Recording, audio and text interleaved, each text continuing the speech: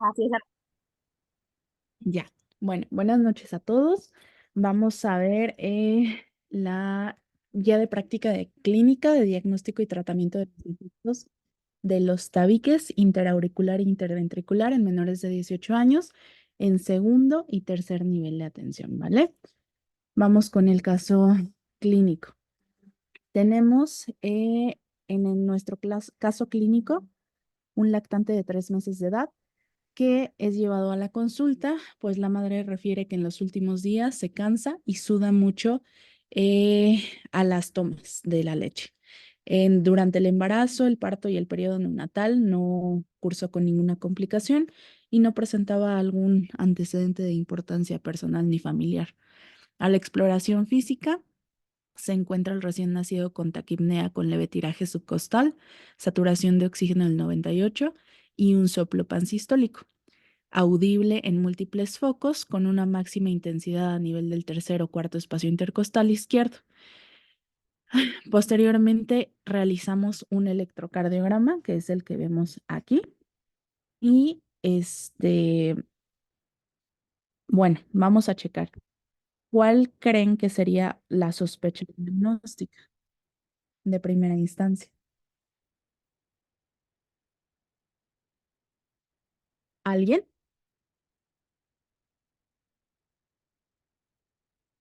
La comunicación interventricular. Ujú, sí, exactamente. Ah, Entonces ya. vamos a checar cuáles son las alteraciones electrocardiográficas presentes. ¿Alguien que quisiera participar?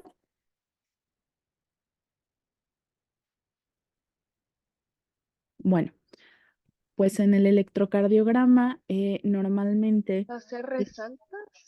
siguiendo la lectura sistemática, observamos que hay un ritmo sinusal, hay una onda positiva en la derivación 1 y ABF y hay un ritmo regular de 100 latidos por minuto, sin anomalías en la onda P ni en la repolarización.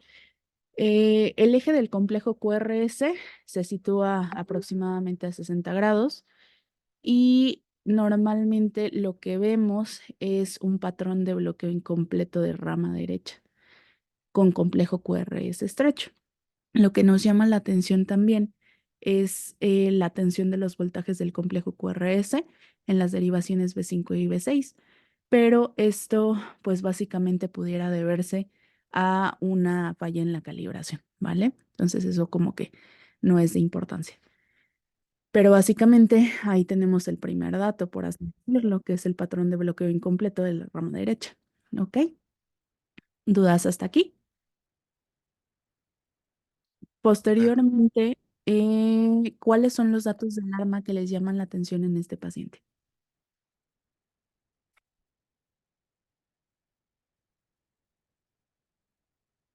¿Alguien? pues la taquimnea, Ujú. El tiraje soplo. intercostal. Exacto. Y algo así súper, súper importante, pues el soplo pansistólico, ¿no? Ujú. Exactamente. Entonces, pues básicamente, como lo contestaba el doctor Isidro, sí, Isidro, ¿verdad? Sí, Muy bien. Pues básicamente los signos de alarma, la fatiga y la sudoración con las tomas, que aunque son datos muy inespecíficos, ya que las madres los refieren también en los niños sanos, pues sí debemos de considerar la posibilidad de que se deben a una insuficiencia cardíaca congestiva subyacente. Posteriormente, la taquipnea y la dificultad respiratoria, también debemos de tener presente que pueden ser reflejo de patologías pulmonares o cardíacas y en muchos casos es la primera manifestación clínica de ciertas cardiopatías congénitas. Y pues el soplo cardíaco, que básicamente es lo que nos da como, eh, pues básicamente el diagnóstico o la sospecha diagnóstica. Y en efecto, realmente en nuestro caso se trata de una comunicación interventricular, ¿vale? Entonces vamos a pasar a ver los algoritmos de los dos defectos. Tenemos defectos de comunicación interauricular y comunicación interventricular. Entonces pasamos a checar estos dos. Primero checaremos el de la interauricular, ¿vale? Tenemos un paciente menor de 18 años con sospecha de comunicación interauricular. Normalmente tenemos que hacer una historia clínica, la exploración física completa, una radiografía de tórax y un electro. Posteriormente también el estudio de elección siempre va a ser un ecocardiograma transtorácico. Entonces ahí vamos a tener la pregunta más importante, si es compatible con la comunicación interauricular. Tenemos tres panoramas, por así decirlo. Si se descarta el defecto, pues en el mejor de los casos se egresa al paciente, ya que no hay nada que tratar. Si no es concluyente, entonces vamos a pedir un ecocardiograma tridimensional o una resonancia magnética nuclear. Posteriormente, si es concluyente, pues hay que ver qué tipo de comunicación interauriculares, ¿vale? Posteriormente, en esto hay que tener en cuenta que tenemos cuatro, cuatro clasificaciones. La comunicación interauricular se divide en ostium primum, ostium secundum, seno venoso y la fosa oval, dependiendo de, pues, ahora sí, las alteraciones anatómicas que tengan o cómo se vayan presentando. Después de aquí, también, cuando no es concluyente y ya realizamos el ecocardiograma tridimensional o la resonancia, tenemos que corroborar el defecto y la clasificación. Entonces, posteriormente que ya tenemos identificado, necesitamos saber si hay posibilidad de cierre espontáneo. Si la respuesta es sí, pues únicamente se va a valorar una vez al año a este paciente. Si no tiene posibilidad de cierre, entonces hay que checar si hay algún dato de repercusión hemodinámica o hipertensión pulmonar. Si no tiene ninguna de estas repercusiones, entonces pues básicamente pasamos al cierre definitivo y este se va a llevar de acuerdo a las características anatómicas de dicha presentación y podemos, el tratamiento quirúrgico es con cateterismo cardíaco y el cierre quirúrgico como tal. Y posteriormente, si tenemos alguna repercusión hemodinámica o de hipertensión pulmonar, entonces nos vamos a pasar directamente a hacer un cateterismo, donde realmente si es menor de 6 unidades de la resistencia venosa pulmonar, entonces directamente nos vamos al cateterismo cardíaco con el cierre definitivo. Y si este no es así, entonces se realiza una prueba de vasodilatación pulmonar. Y si esta sale positiva, entonces también nos vamos al cierre definitivo. Si no, nada más se realiza la vigilancia. Aquí tenemos un punto importante que tratábamos en la presentación anterior, que es el síndrome de Ismenger, que realmente pues es una de las complicaciones que vemos más en las alteraciones congénitas cardíacas, que normalmente se dan como con la hipertensión pulmonar, como ya lo veíamos anteriormente. Y posteriormente vamos a pasar al otro algoritmo. Entonces tenemos un paciente de menor de 18 años de edad con sospecha de comunicación interventricular. Igual lo mismo, vamos a hacerle la historia clínica, la exploración física, checar la presencia de un soplo como lo veíamos arriba en el caso clínico. Lo ideal también podría ser hacer una radiografía de tórax y un electrocardiograma. Y pues básicamente el estudio de elección también es el ecocardiograma transtorácico. Después de todo esto, perdón, evaluamos si es compatible con la comunicación interventricular. Volvemos a tener tres panoramas donde descartamos el defecto y posteriormente egresamos, donde se concluye directamente que sí hay la comunicación interventricular. Entonces pasamos directamente a la clasificación. Esta se divide en entrada perimembranosa y yuxta arterial. Aquí un dato importante es que la perimembranosa siempre va a ser la más común en el 70%. Y si no es concluyente, pedimos un ecocardiograma tridimensional o una resonancia magnética, y si se concluye que sí hay el defecto, entonces pasamos a buscar la clasificación. Volvemos a hacer la pregunta, ¿tiene posibilidad de cierre espontáneo? Si lo tiene, entonces hay que ver si hay datos de endocarditis. Si hay datos de endocarditis, entonces vamos a dar manejo antibiótico hasta la remisión de la infección y posteriormente podemos pensar en el cierre del defecto con cateterismo intervencionista o cierre quirúrgico o híbrido. Y posteriormente, si no tiene datos de endocarditis, pero si tiene posibilidad de cierre espontáneo, solamente lo vamos a estar valorando anualmente. Posteriormente, si esta no tiene posibilidad de cierre, entonces hay que checar si hay una repercusión hemodinámica. Si no la tiene, valoramos anualmente. Si esta sí es positiva, entonces hay que ver la edad de nuestro pequeño. Si es menor de 3 meses, realizamos un bandaje pulmonar. Y si no es menor de 3 meses, hay que checar si hay datos de hipertensión pulmonar. Si los hubiera, entonces nos pasamos a cateterismo, la misma situación de la menor de las 6 unidades, las resistencias venosas pulmonares. Si esta no sale de esta forma, también volvemos a hacer una prueba de vasodilatación pulmonar y si es positiva, pasamos al cierre del defecto o si es negativa, también lo vamos a dejar en vigilancia principalmente por este síndrome, ¿vale? Y posteriormente, si no hay datos de hipertensión, pues entonces pasamos al cierre definitivo con alguna de las dos técnicas, dependiendo de la varianza anatómica que tengamos. Muy bien, entonces vamos a hablar primero de la comunicación interauricular. Eh, Normalmente en el diagnóstico tenemos que a todo paciente con una sospecha clínica y principalmente bloqueo de rama derecha, como lo veíamos en el caso en el electrocardiograma, siempre tenemos que hacer un electrocardiograma transtorácico. El estudio ecocardiográfico normalmente siempre nos debe de precisar la localización y el tamaño del defecto, la conexión de las venas pulmonares y sistémicas, si hay anomalías asociadas, si hay repercusión hemodinámica, el cálculo de la magnitud del cortocircuito, la presión arterial, la presión pulmonar y cómo se encuentra el borde antero superior, que es el retroaórtico, el antero posterior y el antero inferior también, que es el mitral. También, cuando usamos un ecocardiograma transtorácico, cuando tenemos presencia de una ventana acústica mala. Y realmente el ecocardiograma tridimensional, pues es el que permite una mejor selección del dispositivo, así como la evaluación de la colocación a la hora del tratamiento. Posteriormente, en el tratamiento se debe de realizar el cierre del defecto en todos los pacientes que presentan datos de sobrecarga de volumen en la cavidad derecha y resistencias pulmonares menor a 6.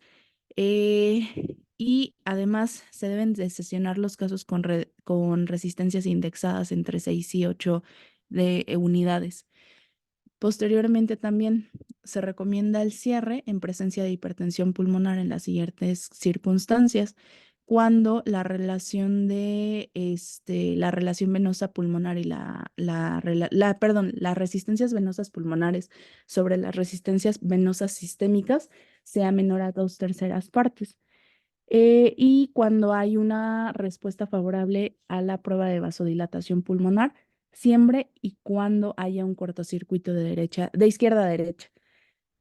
Posteriormente, también hacemos el cierre cuando los defectos tipo ostium secundum por intervencionismo, si la lesión o el paciente reúnen que el diámetro estirado del defecto sea menor de 38 milímetros o los bordes sean mayores a 5 milímetros.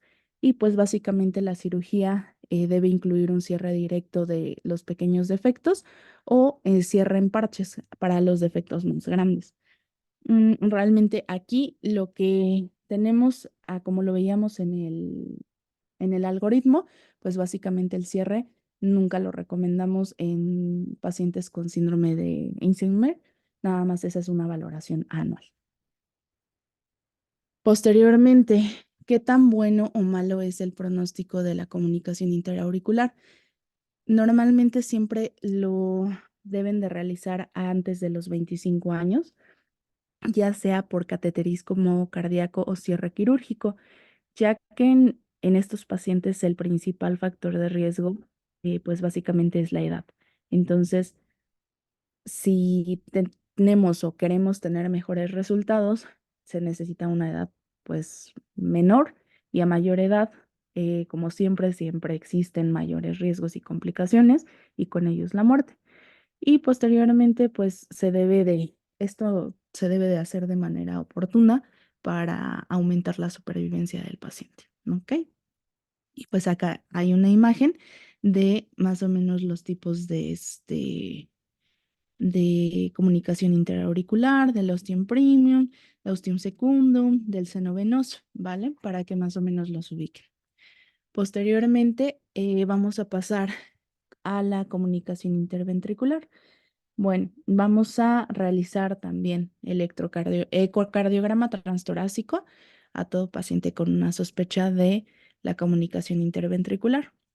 Vamos a valorar el tamaño del defecto, la dirección del flujo del cortocircuito, la presencia de la presión arterial pulmonar, la dilatación de cavidades predominantemente del lado izquierdo, la morfología del septum interventricular y la función ventricular de los tractos de salida, ya sea derecho o izquierdo.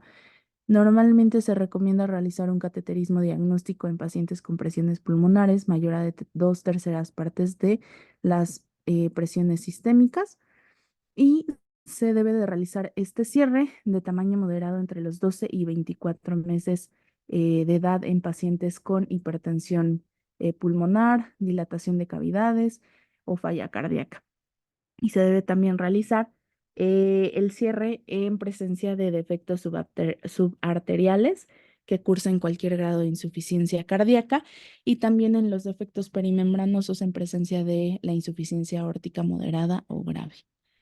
Posteriormente, tenemos en cuanto al tratamiento, pues básicamente en los pacientes con datos clínicos de presencia de insuficiencia cardíaca congestiva, este, pues mientras se lleva a cabo el tratamiento correctivo de la comunicación interventricular, lo que buscamos es optimizar la nutrición e iniciar tratamiento anticongestivo con diuréticos, principalmente la furosemida o la espironolactona, y también medicamentos que nos disminuyan la sobrecarga, como inhibidores de la enzima convertidora de angiotensina, principalmente como captopril y enalapril, así como la digoxina. Posteriormente también tenemos que dentro del tratamiento se recomienda el cierre de manera temprana para evitar la formación de una hipertensión pulmonar y con esto mejorar el pronóstico y la esperanza de vida de estos pacientes. Normalmente también recomendamos realizar el cierre en presencia de hipertensión pulmonar cuando la relación de la resistencia venosa pulmonar sobre la resistencia venosa sistémica sea mayor de 2/3 o sea favorable a la prueba de vasodilatación pulmonar, siempre y cuando el cortocircuito siempre sea de izquierda a derecha, ¿ok? Posteriormente hacemos el cierre. También cuando hay afección moderada o grande con repercusión hemodinámica y enfermedad vascular pulmonar que puede ser reversible, ya que en estos pacientes el pronóstico pues a largo plazo es malo con aumento de una morbilidad y esto se da porque normalmente siempre se establece el síndrome de Eisenberg. Posteriormente, en pacientes con hipertensión pulmonar y resistencia venosa pulmonar entre 6 a 8, se recomienda de igual manera que la otra comunicación, sesionar el caso en conjunto entre cardiología y cirugía cardiovascular para individualizar el tratamiento que se va a seguir. Y pues realmente a estos pacientes que hablamos acerca del pronóstico. Se debe de realizar una vigilancia estrecha de las complicaciones a los pacientes sometidos por el cierre por vía quirúrgica, cateterismo o algún procedimiento híbrido. Debemos administrar profilaxis antiendocarditis como lo veíamos en el algoritmo. Dentro de los primeros 6 meses posteriores al procedimiento, en caso de presentar un defecto residual, y si se continúa la profilaxis, si éste persistiera. Y en pacientes con síndrome de Eisenberg, también se contraindica el ejercicio y el embarazo. Y bueno, También indicamos una valoración entre las 4 a 8 semanas posteriores a la correlación independientemente de la técnica que se haya utilizado. Entonces, pues aquí tenemos otra imagen de la anatomía del conducto interventricular. Realmente aquí tenemos el subpulmonar, el perimembranoso, el de entrada y el muscular. Recordemos que el perimembranoso siempre va a ser el más común, ¿vale? Y posteriormente, pues pasaríamos a checar las perlas. De la comunicación interauricular, tenemos que pues es una cardiopatía congénita acianógena que siempre va a tener el shunt de izquierda a derecha con el flujo pulmonar aumentado. El tipo ostium secundum es la forma más frecuente del 50 al 70%, perdón. Se los puse en una media como de 60 aproximadamente. En los lactantes puede existir falla de medro, perdón, y en niños mayores, pues intolerancia al ejercicio o esta fatiga. Es característico el segundo ruido con desdoblamiento amplio y fijo en todas las fases de la respiración. Normalmente, si tomamos una radiografía de tórax, lo que vamos a encontrar es un crecimiento de la aurícula y ventrículo derechos y aparte el aumento de la trama vascular pulmonar. En el caso del electrocardiograma, se presentan datos de sobrecarga del volumen del ventrículo derecho y el eje desviado a la derecha. El diagnóstico siempre lo vamos a realizar con un ecocardiograma y puede haber un cierre espontáneo en defectos pequeños en el primer año de vida. Posteriormente, en pacientes mayores y asintomáticos, el tratamiento de elección siempre va a ser el cierre por cateterismo percutáneo, ¿vale? Entonces aquí les adjunté una imagen donde básicamente viene como que todavía más resumido de lo que vienen las perlas. Pues básicamente acá vamos a checar la clínica que generalmente siempre es asintomática, a la exploración física que hay un soplo sistólico pulmonar con el desdoblamiento y realmente los tres tipos, el primum, el secundum y el venoso. Y de aquí con lo que nos tenemos que quedar, que el más común es el ostium secundum, ¿vale? Y pues básicamente el tratamiento siempre va a ser quirúrgico por cierre o por cateterismo. Y posteriormente vamos a pasar a las perlas de la comunicación interauricular. Esta es una cardiopatía congénita o es la cardiopatía congénita más frecuente a nivel mundial. Realmente aquí sí puede ser una pregunta de NARM, ya que si nos vamos a nivel México, pues básicamente la cardiopatía congénita más frecuente es la persistencia del conducto arterioso. El tipo más ¿Eso son el frecuente, ventricular? perdón, del auricular, Es- del ventricular, perdón, sí, no se los cambié arriba, perdonen. Ok, Pero sí, es del interventricular. Las del interauricular estaban arribita. De esta, el tipo más frecuente es el perimembranoso y acá lo que siempre vamos a encontrar es el soplo o lo sistólico, principalmente en el borde esternal inferior, perdón. Y pues básicamente el diagnóstico lo hacemos con el ecocardiograma y también tenemos un cierre espontáneo que se da principalmente en el primer año. Aproximadamente esto pasa en el 35% de los pacientes. Entonces, básicamente tenemos que la comunicación interventricular pequeña normalmente cursa sintomática con el soplo sistólico. La moderada, pues realmente es un lactante con la falla de medro con poco peso. Y pues también la grande ya empieza a presentar un poquito de más cuestiones. Normalmente en una radiografía de tórax vamos a encontrar cardiomegalia, un aumento de la silueta de la arteria pulmonar, un aumento de flujo sanguíneo pulmonar y pues cuestiones así. Y en un conducto interventricular pequeño, pues básicamente va a salir normal. Entonces, ¿qué es con lo que nos tenemos que quedar? Que realmente en el tratamiento para la insuficiencia cardíaca vamos a dar diuréticos y ECA. Vamos a centrarnos en una nutrición hipercalórica y vamos a dar una profilaxis para la endocarditis. Si hubiera remanente, hasta que deje de dar el remanente o posteriormente 6 meses después. ¿Ok? ¿Dudas o preguntas que tengan?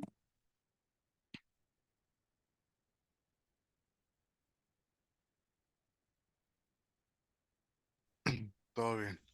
Vale. Entonces, pues básicamente eso sería todo por mi parte, ¿vale? Vamos a, déjenme parar esto. Y